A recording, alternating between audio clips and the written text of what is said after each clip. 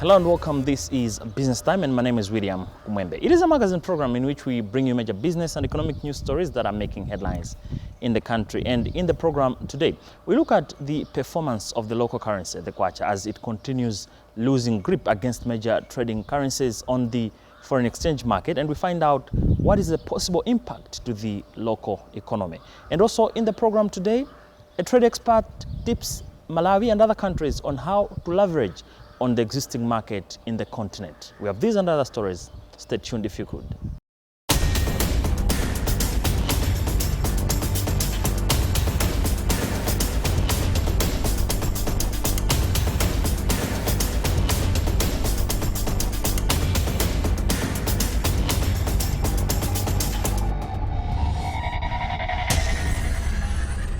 Hello and welcome. In our main story in the program today, the local currency, the Malawi kwacha, has continued losing its grip against major trading currencies in the recent past. Of course, the currency has remained volatile for quite some time due to several factors, including Malawi's inability to rake more forex as its export base remains thin. Now, experts have been suggesting other modalities to ensure that the kwacha gains momentum, that going forward, Malawi is afloat in as far as trade with other countries is concerned. But what is the major effect of the currency volatility in as far as the economic growth projections is concerned? Our journalist, Yamikan Kajaji, has been speaking to some of the local experts to find out modalities in which Malawi would have to follow to ensure that the kwacha gains its momentum. The Economics Association of Malawi, ECAMA, attributes the fall of the kwacha to market forces of demand and supply. Its executive director, Frank Chikuta, says the trend is likely to continue until after the first quarter of 2022. The depreciation of a currency is determined by issues of demand and supply. So if demand outweighs supply, you would expect the price of the currency to depreciate. This means that our import requirement is higher than the pace at which we are able to generate foreign exchange. So given that, you find that it's the price, if the exchange rate is not fixed, it's the price which gives in to maintain the balance between demand and supply. Within the short term, I do not see any sustainable source of foreign exchange. As you know, we have just closed the farm marketing season, including the tobacco marketing season, and tobacco being our major foreign exchange earner. Since we have closed that market, I do not see any significant source of foreign exchange. The other thing is that we are moving towards the farming season, where our import requirement is quite huge. We will start importing farm inputs, including fertilizers and other inputs, to supply to the affordable input program and the other farmers who purchase their inputs outside the program. So you can see that the season we are moving into entails a huge import requirement for the country. So over the next 3 or 4 months, unless we get a windfall or we discover another source of foreign exchange, one would expect the pressures on the exchange rate to continue. Laston Manja, an economist from the University of Malawi, weighs in his views. I think a number of key issues can be attributed to the movement. But of course, I think we want to make sure that we look at a more holistic picture in as far as the trend is concerned. So most interesting, or particularly interesting, we have already moved out of the tobacco market, and now we are going more towards the festive season, when we expect the demand for foreign currency to really increase as people try to buy or to import as many foreign goods as possible. So with really no hope of some serious source of forex in the next few months, we are likely going to experience some continued depreciation of the Kwacha. So the vaccines should increase confidence, and of course, with confidence comes more business. But of course, we also just want to exercise caution, because if business resumes, then we want to make sure we have enough foreign currency to support the imports that people want to resume getting. So we definitely expect positive news with the coming in of the jabs, but we want to keep talking about our usual typical solutions. So again, we should keep talking about diversifying our economies, and of course, we should just make sure that we add value to our traditional exports, which by now we have been talking about this a lot, and we don't want to leave that out. The Kwacha continues to face pressure with weak reserves and depleted exports in the local economy. Now, in January this year, the African Continental Free Trade Area became operational, with a projection then that by July 1, countries would start trading with each other based on provisions of the instruments. But most countries are yet to leverage the available market. Several schools of thought suggest that maybe other countries were not as ready for the operationalization of the pact. Now, an expert has suggested that countries within the region, including Malawi, need to do something serious to ensure that they make the most of the available market, which provides a stable and sustainable market for member states. Our journalist Chimwemwe Mangazi has the whole story in this report. Economic, Trade and Innovation Policy Advisor for the Konrad Adenauer Foundation, Jan Shaniske, says 38 countries, including Malawi, have ratified and operationalized the African Continental Free Trade Area, but no trading is taking place. He says the ratifications do not mean so much because most countries have not yet decided on the instruments to really implement the free trade area. It's a divided impression. So first of all, it looks impressive that so many states have signed the contract of the free trade area, and that also many have ratified it formally. But if you dig deeper, you find out that the ratification doesn't mean so much, because most countries have not yet decided on the instruments to really implement the free trade area, and thus it's at the moment it is still worthless, and we can only hope that these processes will be carried out quickly. Still, my understanding of ratification is different from my, maybe it's a European point of view. Ratification means that the instrument can be used when it's ratified at this point, and it obviously cannot. So my naive expectations from a ratification process would be that at this point, next day, you can use it completely. That means that there would be a free trade on the African continent, at least in the countries that have ratified the instrument, which is not the case. Ministry of Trade spokesperson Maisom Sokera said rigorous and comprehensive consultations were conducted. Trading under the Africa Continental Free Trade Area, we can say that Malawi is ready now because after signing the agreement, we also ratified the agreement earlier this year, and as a country, we made a decision to commence trading after the passing of the budget, which was done, and most of the fiscal modalities for implementation were included in the budget.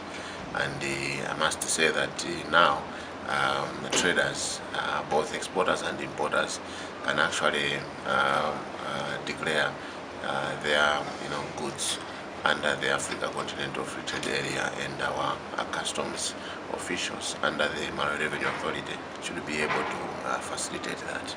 As a ministry, we did carry out rigorous consultations, which were quite extensive across the region.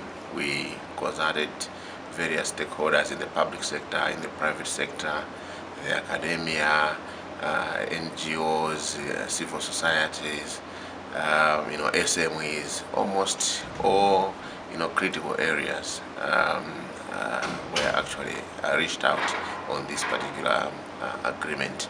And I must say that we received an endorsement that Malawi should proceed ratifying this agreement, owing to the potential benefits that are there for us as a country. We are talking about a huge market now that has been created following the establishment of this AFCFTA. Malawian goods now can go into the African continent, almost all the 54 countries.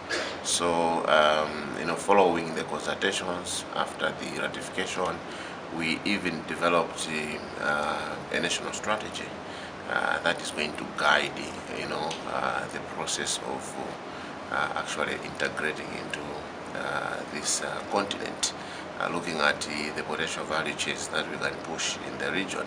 Especially, we are focusing on the new markets that have been created in North Africa, in West Africa, because most of the Southern Africa countries we already trade under, SADC and COMESA.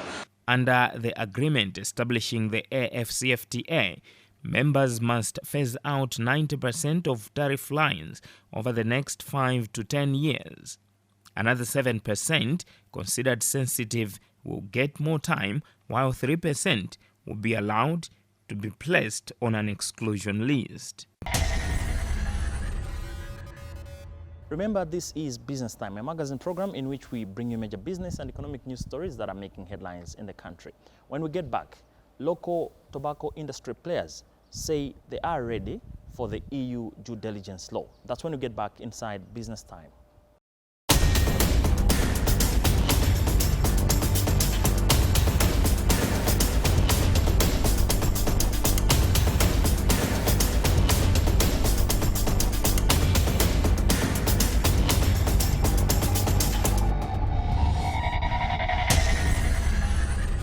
Welcome back. This is Business Time, a magazine program in which we bring you major business and economic news stories that are making headlines in the country.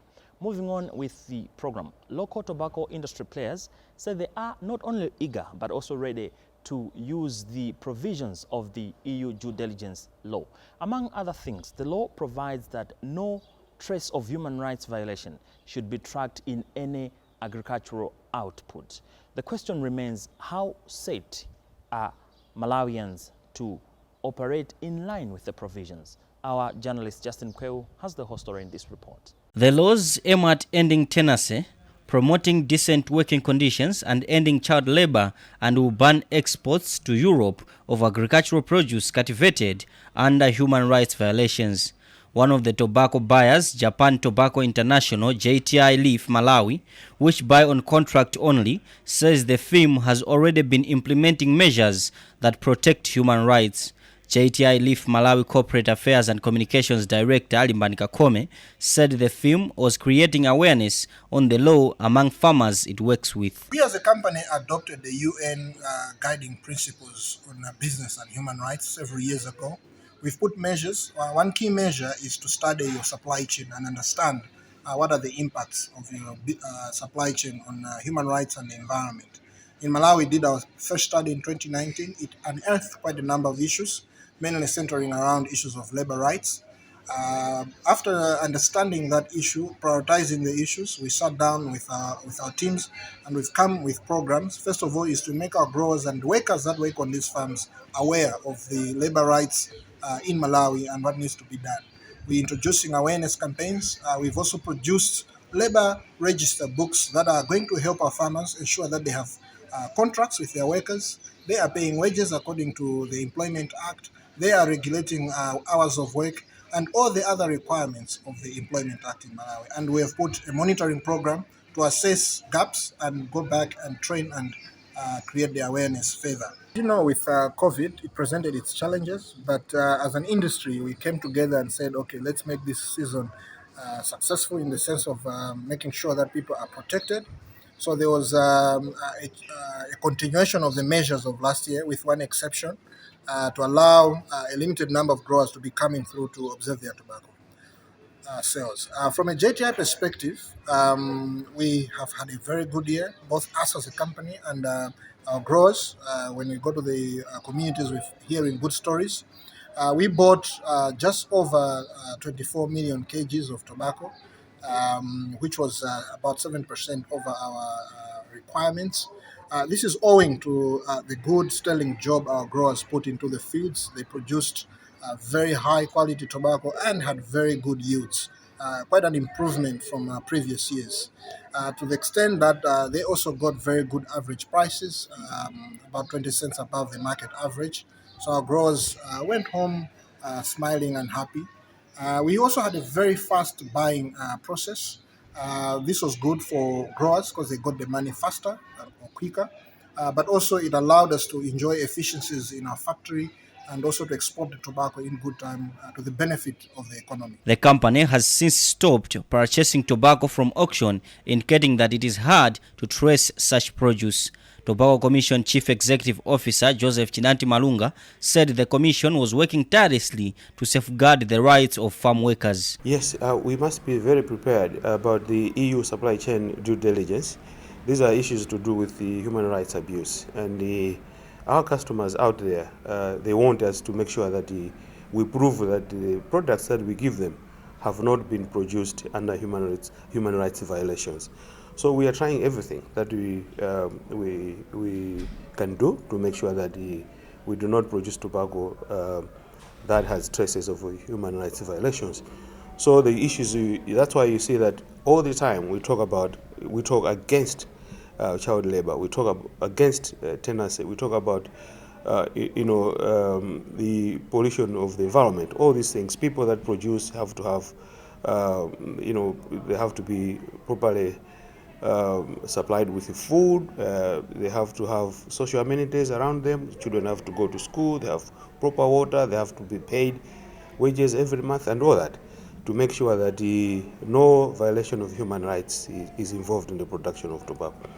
So these issues, these regulations in Europe, in America, by the way, they are not going to just affect tobacco, they are going to affect any product we send from Malawi into these countries. So as a Commission, we are doing our part to make sure that we are not caught in this trap. We don't want to be justifying when we are told that can you justify. We want just to clean so that we don't have to be justifying all the time. Yeah, exactly. I think same thing that as I said, that we don't want to be caught unawares.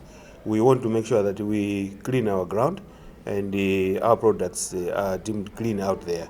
So the law, some of the issues that we are changing is to make sure that we include in the law that if you violate human rights, then this is a penalty. So everyone must understand that the time for human rights violation in tobacco industry is over. So that is what we're trying to do. And several other things that we have seen that maybe they're impinging on the smooth running of the industry. In 2019, the United States announced a ban of tobacco imports from Malawi over child labor allegations. Now moving on to other business news. The level of insurance penetration in the country has remained relatively low for quite some time, seen at below 3%. This is shocking as other countries within the region seem to be slightly on the high. For instance, in South Africa, insurance penetration is pegged at above 10.4%. Where have we been missing it? This is a tough question that players in the insurance industry have been trying to attempt. Now, the country has seen the birth of a new insurance firm called Lifeco, which says it has come to bring a difference in as far as offering of insurance services is concerned. Osman Karim is its chief executive officer. I caught up with him to find out what new products and initiative would the firm offer the local market. We did research that showed what the market is offering. The market right now, the premiums and contributions that companies are making to insurance companies, pension contributions alone is in excess of 80 billion a year. In GRA premium itself is in excess of 30 billion. So there's enough cake to share. And that obviously gave us the courage to enter, to share the cake. But not only that, we also entered because we understood that there is people out there that are not yet insured. So not only do we want to share the cake, but we want to grow the cake as well. So we have some strategies to take insurance to the people that require it most, to grow that cake. And that's where we think we can make a contribution to the industry as well as tomorrow. In fact, very exciting. When we go to clients, they do welcome us as a very strong third option for insurance in the country. We are received very positively, and that kind of reception has allowed us, in the few months that we have been in operation, that we have a portfolio in excess of 20 clients. and it's growing. And we believe by the end of the year, we would have taken a sizable market share. That confirms to us that indeed there was need for an alternative choice, and we're presenting that alternative choice.